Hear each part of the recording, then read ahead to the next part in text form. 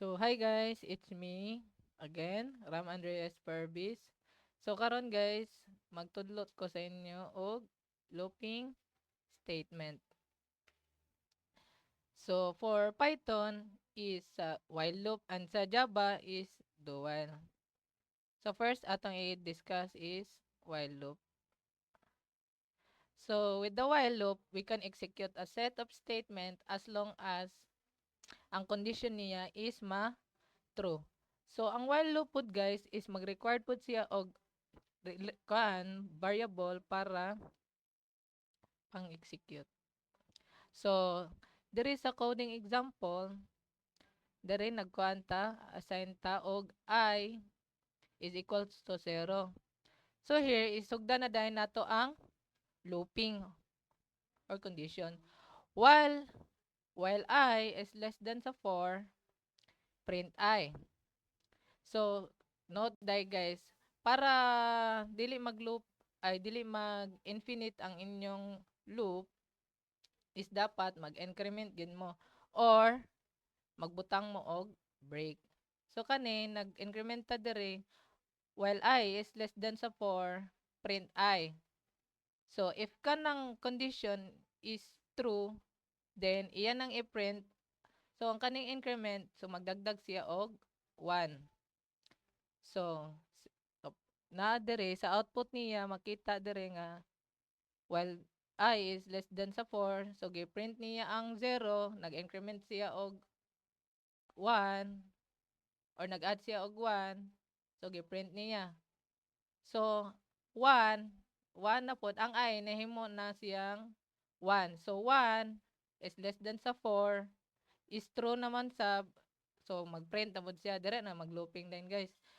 So tapos 2 na pod ang 2, ada na pod og 1, mahimo na siyang 3. So dira na din siya mo stop kay, so kung while 4 is less than to 4, dire naman siya mo print. So dira ra siya taman. So kani guys, dire para sa akong giingon ganina maggamit og break para ma-stop ang loop. Piskan ang condition nimo is true. So with the break statement, we can stop the loop even if the while condition is true.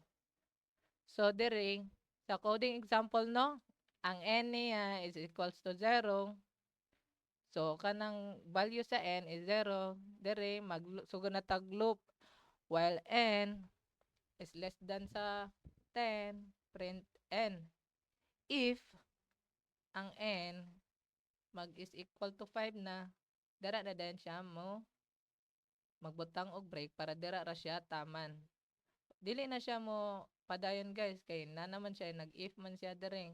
If ang kana matro na siya, then dira na dayon mo i-stop ang code pag-run sa code. Like kani while n is less than sa 10, so ang n is value niya is 0, so gi-out print niya ang 0. Niya 1 na pod, kay nag-increment man siya diri, plus 1. Sunod, less than sa 10 man na siya. Iyang i-print, plus 2 na pod. Print, 3, print. So, diri guys, pag 5 na gali, if ang n is nag-equal na siya sa 5, so, true naman na siya, dira na din siya mo taman. So, mana siya sa break statement. If ang loop nimo ma-stop na siya even if dili pa kaabot sa imong kondisyon. Then, diri, sa lahi na punta sa continuous statement. Kani. With the continuous statement, guys, we can stop the current iteration and continue with the next. So, kani guys, dili siya, ma-stop na to ang pagbalik-balik niya og mulaktaw siya. No? Dere, sa coding examples na to guys. Dere, maura gihapon ang value ni n is 0. Dere, nag-iterate siya dere, n. So, pagkita dere, lagi kuan 1.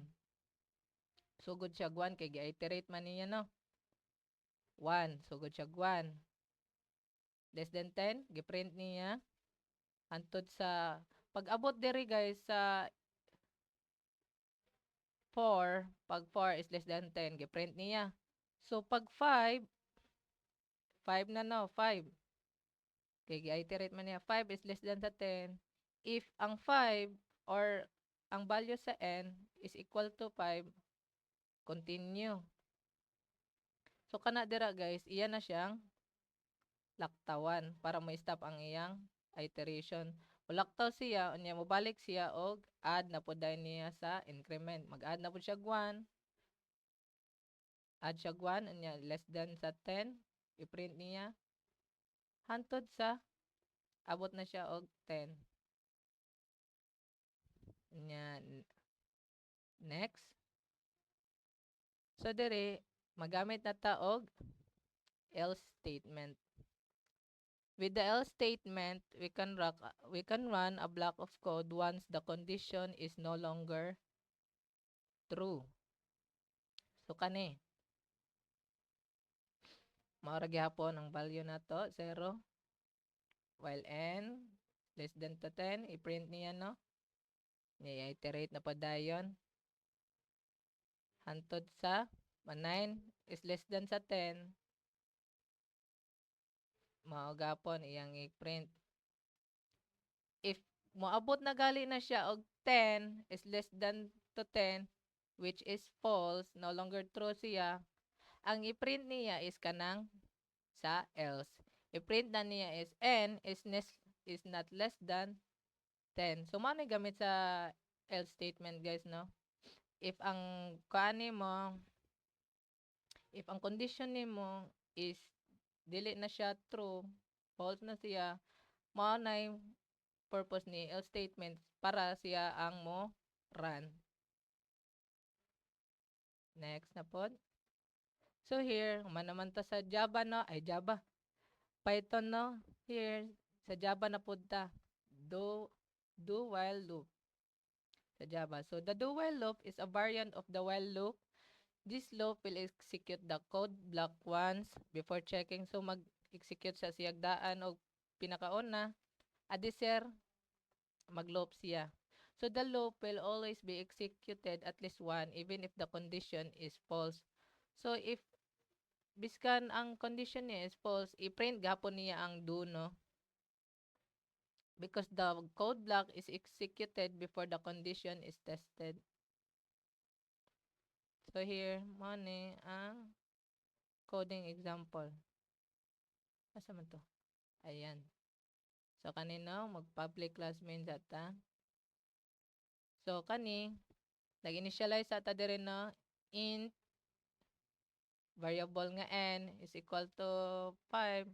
Do i-print sa niya ang n which is 5. Then i-iterate niya no. So sa Java guys, ang operator niya sa pag increment lahiran no.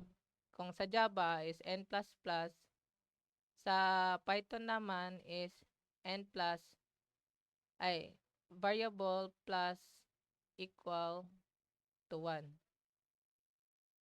Dire sa Java is n++ lang and semicolon.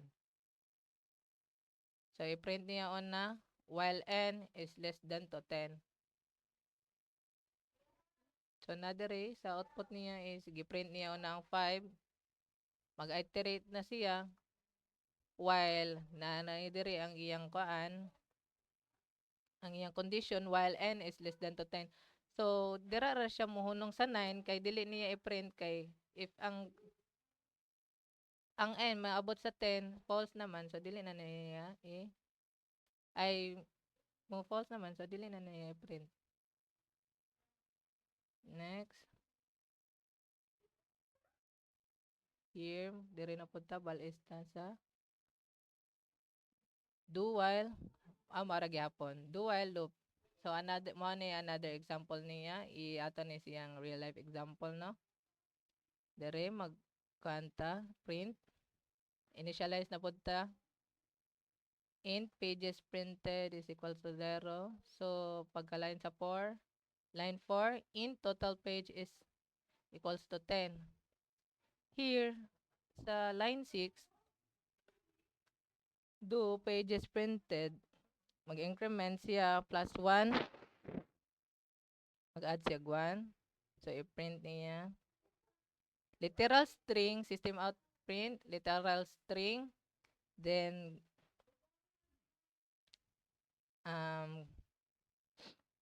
gi-add niya ang kuan plus pages printed nga 1. So, mo na sa output.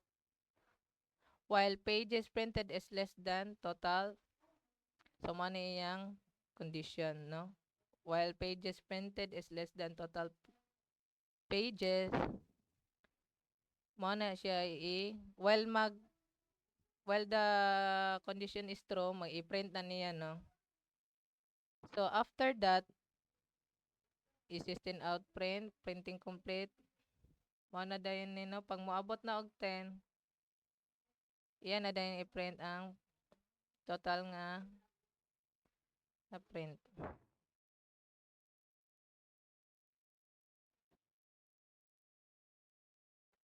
So, kanin, dere is sa flowchart na sabta. So, here, mao ni ang flowchart sa while loop. So, start, dere condition, while condition, and dere ang command if true. Wait, if true.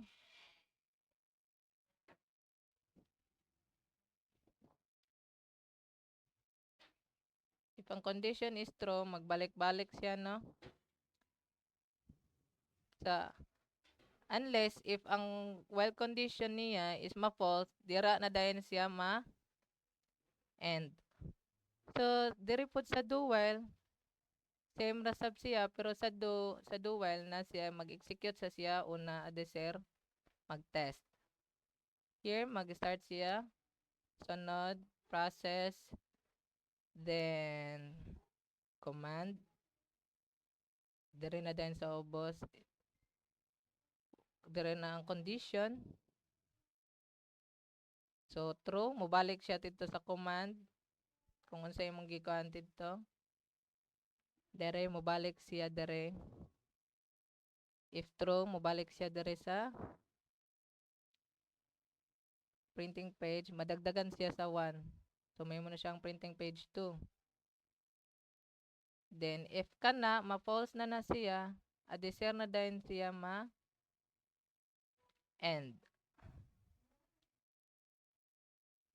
So, I guess, mao na to tanan. Wait. Coding examples. Do while loop. Sa Java. I guess, mao na to tanan, no? So, mao to ang reminder, guys, no? If para dili mag-infinite ang looping ninyo, no? Mag-break mo or mag-increment para dili mag-infinite.